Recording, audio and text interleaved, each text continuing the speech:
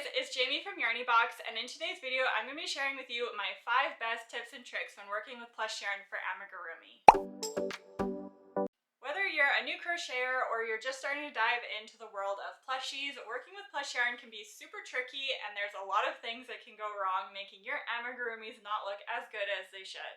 For me, I started out crocheting by making scarves, dog sweaters, hats, random stuff like that. So when I started making plushies, it took me a long time to get used to working with the really plush yarns like Parfait Chunky or Sweet Snuggles Light or Bernat Blanket yarn. Those are my top 3, but hopefully these tips and tricks can help you make your plushies look a little bit better.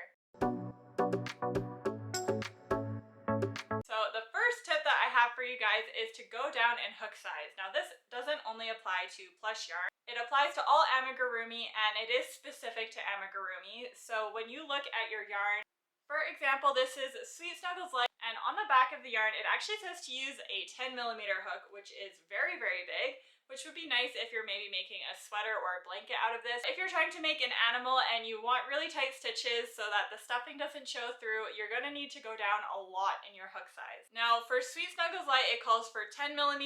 I actually use a 5mm, which is half the size of a 10. It's way smaller than what the yarn calls for. Just as a comparison, this is an 8 size hook, which still isn't a 10, but this is a 5 size hook.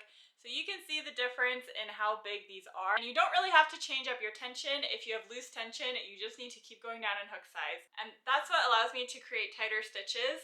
For you, you might want to use a 7 or a 6 size hook. You really just have to keep sizing down in your hooks until you can't see the stuffing anymore and until your stitches look really tight. If you can see here, you've got little holes in the project, and that's how you know your hook size is still too big. So you want it to be really, really, really tight. Like here on the head, you can't see through the stitches, but down here you can.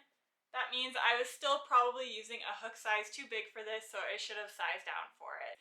For Sweet Snuggles Light and for Parfait Chunky, I use 5mm for both of them. And for Bernat Blanket yarn, I think it calls for an 8 or a 10 size hook. It calls for an 8mm hook, and I actually use a 6.5 with blanket yarn. I'm not sure why the Sweet Snuggles Light calls for a 10 and this calls for an 8, because in my opinion, Sweet Snuggles Light is a little bit thinner than Bernat Blanket yarn. But again, just keep going down in your hook size until you get it right. So the second tip that I have for you guys is all about the eyes. The eyes are the window to the soul, and that is no exception for plushies. In my opinion, eyes are probably the most important part of your project because they're what gives your plushie character and life and a personality. You can really change up the personality of your plushies by just giving them a different type of eye. So the most common eyes that are used are just plain old black safety eyes. The second one is probably the glass eyes from AliExpress, and these eyes are really big and round, and they're made of glass, and they've got a backing that is super glittery or maybe printed, and it comes with a really big bulky backing so that when you pop it into your plushie, it really sinks the eye into the plushie. I love these eyes. These are by far my favorite type of eye to use.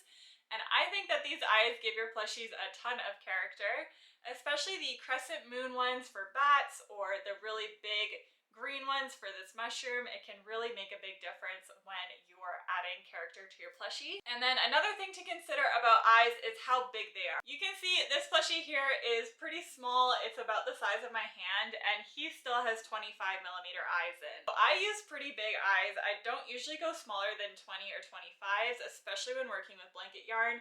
This one here has got 30mm eyes. These plushies, by the way, are a new pattern coming out from olliescrochet. I was just pattern testing, so I had them on hand. But you can see the eyes are still pretty big, and I don't usually go smaller than this. But it's totally up to you. A lot of people do like the smaller eyed look for their plushies. I personally just like the bigger eyes. I think they look more babyish, and I just think they're super cute. Another important thing to consider when putting eyes in is if you have a color change somewhere in your plushie, you want to make sure your eyes are on the opposite side of the color change so that the front of your plushie doesn't show that little line in the back. This is really important when making stuff like bees. You want to make sure the color change is on the bottom or the back depending on what your bee looks like. Or if you're making like a mushroom and the top has a color change. So just make sure your color changes are always facing the back, and make sure your eyes are evenly spaced apart on the front. I typically go about 4 visible stitches apart for all of my eyes when I'm using blanket yarn, but this is personal preference. I don't like my eyes to be too far apart from each other, but I definitely don't want them too close. So 4 visible stitches is about the distance that I like to do, but you can play around with it and make sure that you double, triple, quadruple check your eye placement before you put the backs on. The eyes are so important when it comes to plushies.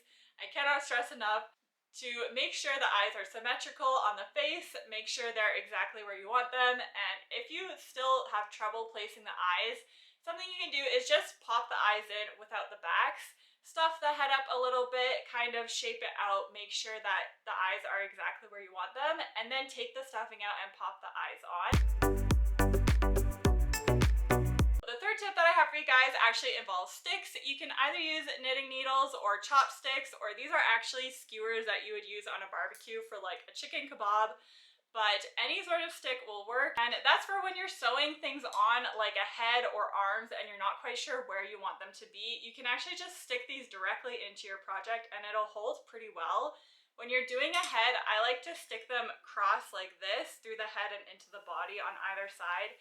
And that really secures the head on and it's not going to move around while you're sewing it on. This is a really good trick for if you are kind of nervous about projects that have a lot of sewing or maybe a bigger head and you're worried about it kind of flopping all over the place and coming out wonky. Sticks are really, really helpful. I know all the rage right now in crochet is the low sew or no sew pattern, but don't be afraid to tackle a pattern that has a lot of sewing. If you get good at sewing and you get comfortable with sticks and placement of things, it can be really fun to make plushies that you can't do as a no-sew pattern. Like this moose that has a big snout and it can't be turned into a no-sew pattern, or reindeers with antlers can't be no-sew. Stuff like that can be really fun projects. The more you sew, the better you'll get, and these sticks are super helpful when trying to sew things on. The fifth tip that I have is to stuff things properly. Now, I cannot stress enough how important it is to shape out plushies while you're stuffing. You can't just take a ball of stuffing and shove it into a amigurumi and expect it to turn out nicely. I like to break my stuffing apart a lot before I put it in, and then make sure you stuff out the bottom, shape out the sides, shape out the head. Especially if your pattern has specific increases at certain parts of the patterns to maybe make a muzzle of a dinosaur or a moose, or if it has a chonky belly and all the increases are in the front, you really want to make sure you are stuffing out the body, and that's really going to change the way your amigurumi looks, and it's not going to make it lumpy, and it's just going to make a really nice overall project. You guys is all about the dreaded cone head. I know that this was one of the worst things that I had to overcome when working with plush yarn is the cone head. The cone head happens because the magic ring that you made initially at the project was just a little bit too tight and the stitches are too tight together, which makes it have this awkward little oval shape. So I have 2 tricks that might help you combat this cone head. The first one is to use a hook size 2 or 3 sizes bigger than what you'd normally use for your project.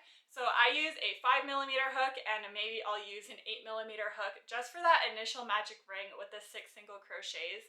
And that's just going to loosen everything up and make it so that the first round of the project doesn't bunch in on itself. And you shouldn't be able to really see a difference if you do this right. Even if your initial magic ring is looser than the rest of your project, it shouldn't be too noticeable. But if that's not working for you, another thing you can do is just get rid of the first round off the bat. So if your project calls for round 1, 6 single crochet and a magic ring, and round 2 is 6 increases to get a total of 12 single crochets, just get rid of the first one. Just go ahead and put 12 single crochets in the magic ring to begin with. And that's just going to make it a way bigger circle and it's going to flatten it out, and you should not get a cone head when that happens. I know it might sound crazy at first to put 12 single crochets in a magic ring, but trust me, this really helps round out your projects, especially if you cannot get rid of the cone head with the bigger hook at the beginning trick. I really recommend just get rid of that first line altogether. So that's it for today's video. Thank you guys so much for watching. If you enjoyed this video, please comment down below, subscribe if you haven't already, and follow me on Instagram at YarnyBox if you want to keep up with my daily life. I'll see you guys in the next video. Bye!